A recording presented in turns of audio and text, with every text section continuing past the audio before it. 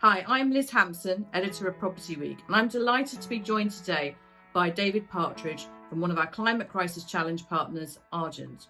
With COP26 postponed, it's fair to say that 2020 hasn't panned out the way people had hoped it would on the climate front. And there are obviously fears that the whole agenda could be derailed by this pandemic, in the same way the sustainability agenda was in 2008 by the financial crisis. Others, however, think COVID-19 could accelerate the agenda, and it certainly hasn't derailed Argent Related, which has just pledged that Brent Cross Town will become a net zero carbon town by 2030 at the latest. Let's hear what David and Argent think lie ahead. Hi Liz, thanks very much for the opportunity to put across some of our thinking on this subject. It is absolutely critical to all of us. In answer to your question, we were pursuing this agenda long before the pandemic and have been for many, many years. So we don't see that the pandemic and indeed a recession which might come off the back of it, or certainly different economic climate, as changing our approach at all. We will come on to whether or not we accelerate it, but the fundamentals of what we've been building into the Brent Cross Town proposition haven't really changed in the last 6 months. We've been working on the project for about 5 years. We know it's going to take a long time to happen, and so we have to be resilient and sustainable in every way in the way we build it up. So the thinking is twofold. The first is to try and achieve net zero in operation. And that is actually becoming easier. And I say that, and I don't mean that in the sense that it is a slam dunk, but it is becoming easier as the UK's grid decarbonises. That isn't going to give us 100% operational. We have to work very closely with our partners, and we've partnered with a Swedish organisation called Vattenfall to provide an on-site district heating system which will deliver carbon-free heating for all our homes and offices. And off the back of that, we will be able to deliver carbon-free air conditioning and electricity as well. So operationally, we're a lot further down the line, I think, along with the rest of the industry. The really critical piece is around embodied carbon in construction, and that is much tougher because everybody uses concrete, everybody uses steel, everybody uses glass, and all of these are quite highly, generate a lot of carbon. So have you adapted your thinking to meet that challenge then, the embodied carbon challenge? Yeah, so what we're thinking in relation to the embodied carbon challenge is to explore all the new technology that's coming out at the moment around low carbon concrete. We're looking at timber construction, certainly in office buildings. Currently, that's not something we can do for taller residential buildings for obvious reasons. But for all of our commercial space, we see that that is a possibility. We're looking at all the different technologies that are out there, and we are aiming to take on as much of that as we possibly can. And then we are pursuing offsetting as an absolute last resort to get to the net zero when you've done everything you can on every other level. And do you think that's still an important part of the equation, though, offsetting? Yes, I think it's an essential part. I think it's going to be, it is going to be impossible not to generate some carbon in everything that we do. And ultimately, offsetting is a good solution. I think there are a whole bunch of issues around the certification of the offsetting, making sure that it really is actually delivering what people say it should be, whether you offset yourself or whether you look to other organizations to do it for you. All of these things are things that we are pursuing. It is a last resort. It is a last resort, but it's there. And I think it's going to be part of the equation. Well, what about carbon trading, just out of interest? What are your thoughts on that? Well, I mean, I think in effect, carbon trading and carbon offsetting, I reckon they're going to end up being the same thing. I think in a sense, by trading it and using somebody else's where somebody else is perhaps carbon positive, then that might be a way of balancing the equation overall. Yeah, I think it'd be interesting to see how those two sort of. Yeah, I agree that they're an essential part of the mix, and people have been quite anti-offsetting, haven't they? Because it sounds as though you're sort of passing the buck a bit, or just continuing to do negative things. But what you're saying is that you're doing it on top of all the other positive initiatives, and that surely has to be the way forward. Obviously, Argent is known worldwide for another scheme. How will your experience at King's Cross help you deliver on this 2030 pledge? I don't think we could even contemplate what we're pledging at Brent Cross if we hadn't done the work we've been doing over King's Cross over the last 20 years. And there we do have already an on-site district heating system that provides air conditioning to around about a quarter of the site. We deliver over 100% of our 100% of our heating, and over 80% of the electricity is effectively generated on site, and that has allowed us to achieve massive carbon savings.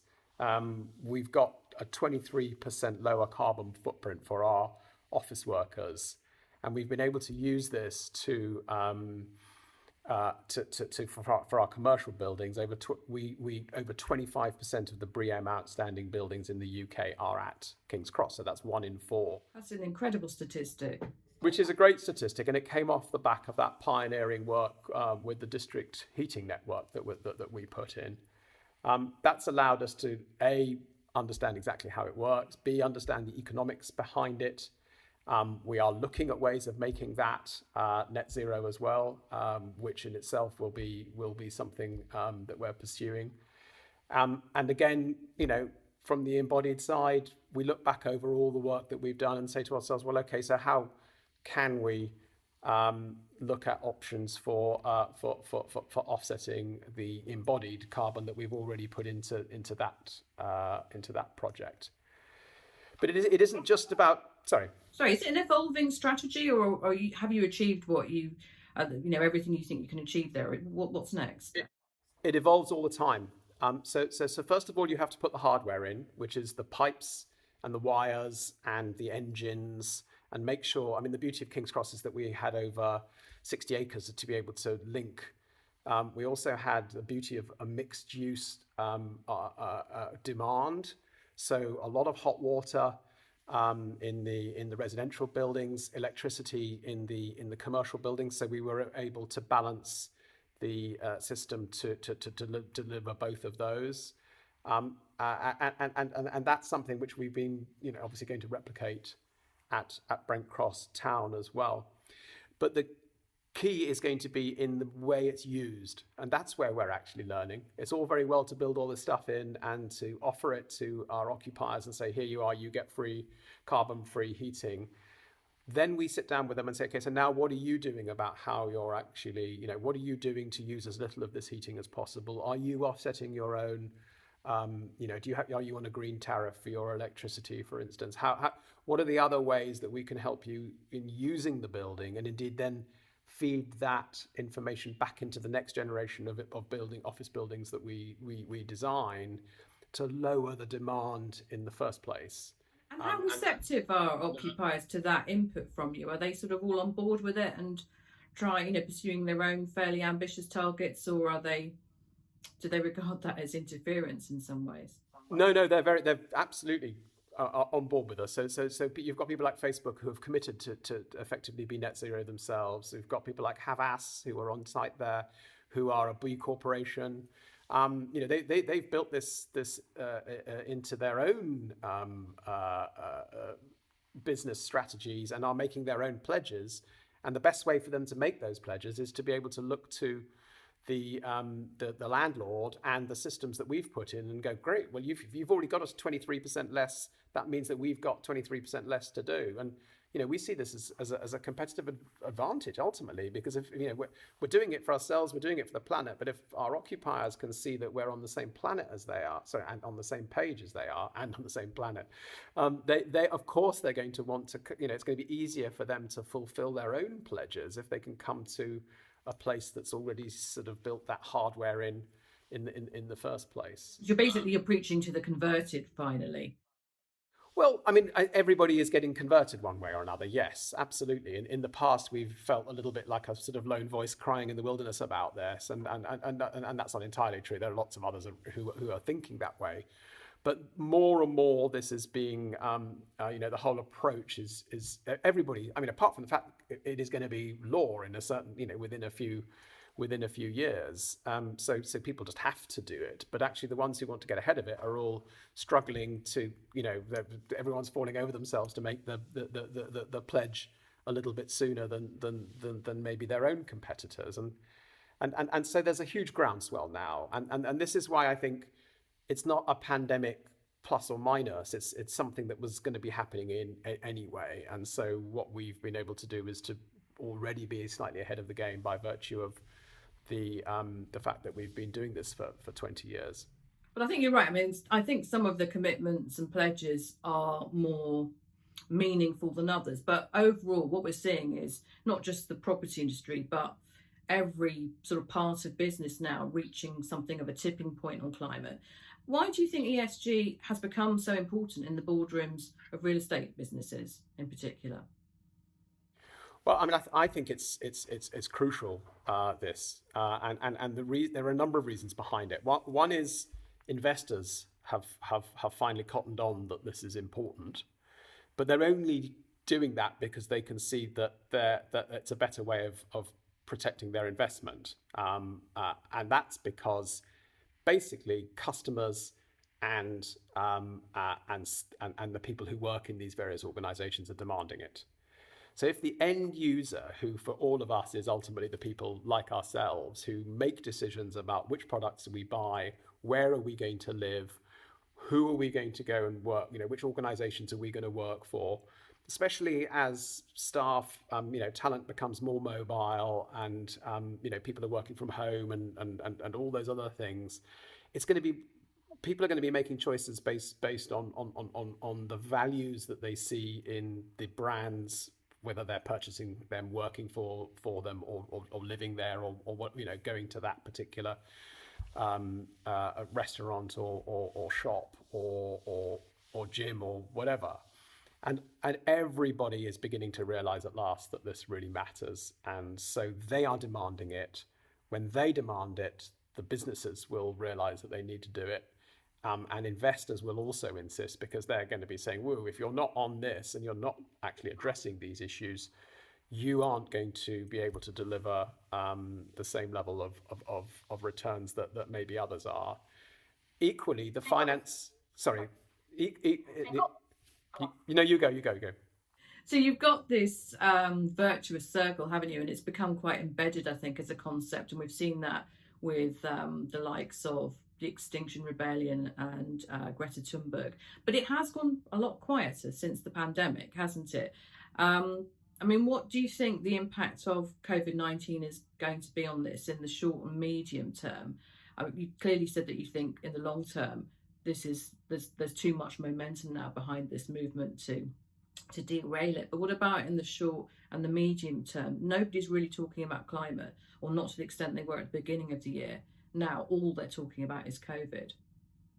I mean, I think it depends who you call they. I think you're absolutely right that the media is focused on the health issues and everything to do with, lockdowns, tiers, partial this, circuit breakers, etc., etc. That's the daily news that's getting everybody excited, and quite rightly, because we all are it's impacting on our daily lives and our plans. For the next few days, weeks and months. In the background, an awful lot of work is going on. I promise you, every single Zoom that I'm on, and as well as obviously being senior partner of Argent, I'm president of the BPF at present, and on the board of trustees, having just handed over the chairmanship of UKGBC.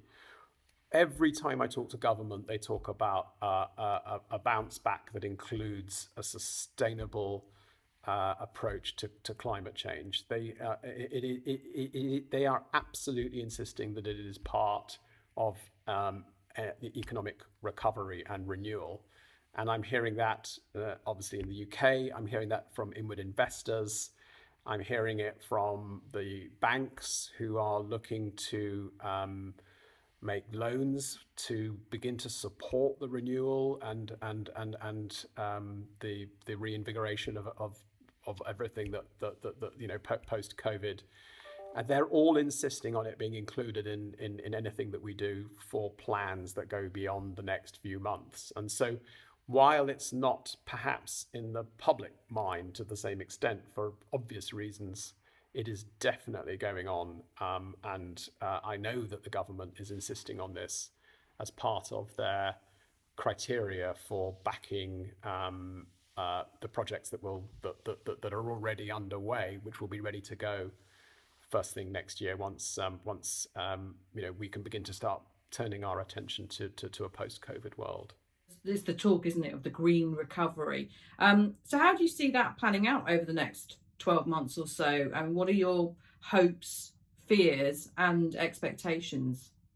Well, I mean, one of the things I think is actually quite interesting is you talked about the COP in Glasgow being delayed. I actually think that may well turn out to be have a real silver lining, in the sense that, if it had been perhaps 2 or 3 months earlier and it had occurred and then along came COVID, and then everybody would have sort of maybe put it in their back pockets in the way that after the great financial crisis completely derailed any thoughts of an appropriate approach to climate change. I actually think that coming off the back of what I hope will at that point will be renewal and people really sort of thinking positively about this, then it actually could be in a great moment. It could be something that captures a zeitgeist of positive thinking, and and there's going to be a ton of investment. Everybody's going to be falling over themselves to make sure that we can replace jobs that have been lost. That will involve reskilling, repurposing some people, some businesses. All of those things can be done within with a climate agenda as absolutely fundamental to that approach. As opposed to one that gets put to the back of the queue because other reasons. Obviously, back in 2009, 10, 11, everyone was just really focusing on economic recovery and forget about the rest. Just get back on our feet. This time round, people are going to be more responsive about it. And as I say, people are going to be more demanding. I read a statistic saying that even though the carbon had gone down by something like 8 to 10% or something like that during the lockdown, the blip is in terms of the impact it's going to have on the inexorable rise of temperatures is tiny, and it's not enough. I mean, we'd have to sort of lock down for about 5 years if we really wanted to reverse that in its entirety. Using a 5-year lockdown, David. Well, can you imagine? And I mean, not wanting to be Armageddon, but if we don't face this and do something about it now, actually that may well be the only answer. And I'm not suggesting for a second we end up doing that, but people have got to realise that if they don't do something about it over this next 12 months, then I think this is our chance, and that's why setting targets of 2030 rather than 2050 mean that you've got to do it in 2021, 2022, 23. You can't start in 28, 29 or in 45 and suddenly go, oh yes, I've got 5 years left to go. Maybe I should do it now. So I'm very positive about it. And I have a lovely quote which I think came from the ancient Greek, which is, "A society grows great when old men plant trees in whose shade they will never sit." And I think that we've got the opportunity to begin to start planting those trees, both literally in terms of the of offsetting, but metaphorically on the basis that those of us who are in the real estate business now realize that we don't do this now, there isn't going to be a real estate business in 2050. Thanks ever so much, David. I think that's a fitting note on which to end.